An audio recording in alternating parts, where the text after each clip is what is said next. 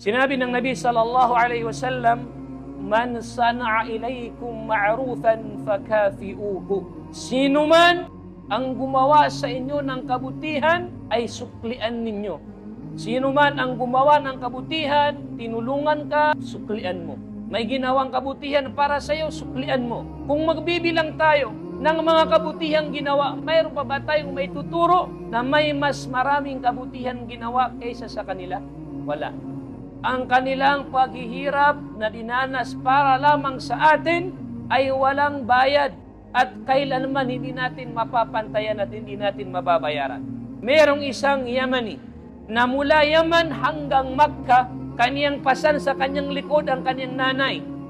Pumunta siya mula Yaman hanggang Makkah at nag-umrah sila ng kanyang nanay at dala-dala na sa kanyang likod ang kanyang nanay.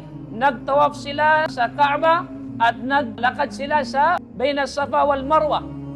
Pagkatapos nun ay tinanong niya ang Ibn Umar. Sabi niya, Ibn Umar, pinagsilbihan ko ang aking nanay. Dinala ko siya sa aking likod mula Yaman hanggang dito. Walang sasakyan, walang mahangin dahil desierto lahat. At pasan niya sa kanyang likod ang kanyang nanay mula Yaman hanggang Makkah. At pagdating sa Makkah, nagtawaf kasama ng kanyang nanay. Ang kanyang tinanong, okay na ba?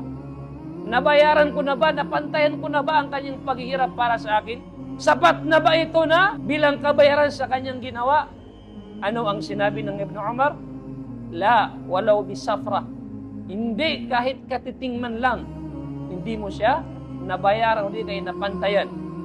Subhanallah, hindi mo siya nasuklian. At ganun din, ito ang pinakamasakit. Meron isang lalaki na dumating kay Umar bin Khattab radiyallahu anhu.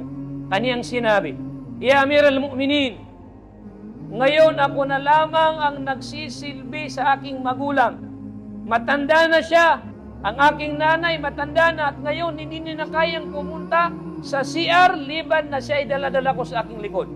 Pag pupunta siya ng CR, ay pasan ko siya sa aking likod. Ano sa tingin mo? Nasuklian ko na ba siya sa kanyang ginawa para sa akin?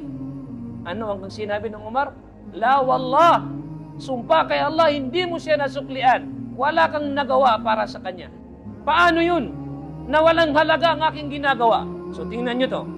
Ang kanyang sinabi, ang lalaki nagsabi sa kay Umar na palagi daw niyang pasan-pasan ang kanyang nanay sa kanyang likod dahil masyado ng matanda, hindi na kayang maglakad at pag magsi-CR ay dala-dala niya sa likod. Dalawa silang pumapasok sa CR. Sinabi ni Umar, wala ni katiting, hindi mo siya nasuklian ng kabutihan. Bakit? Ano ang sinabi ng Umar? Dahil ginawa rin yan ng nanay mo nung bata ka pa. Nung bata ka rin, hindi mo pa kayang mag-CR nang hindi mo kasama ang nanay mo.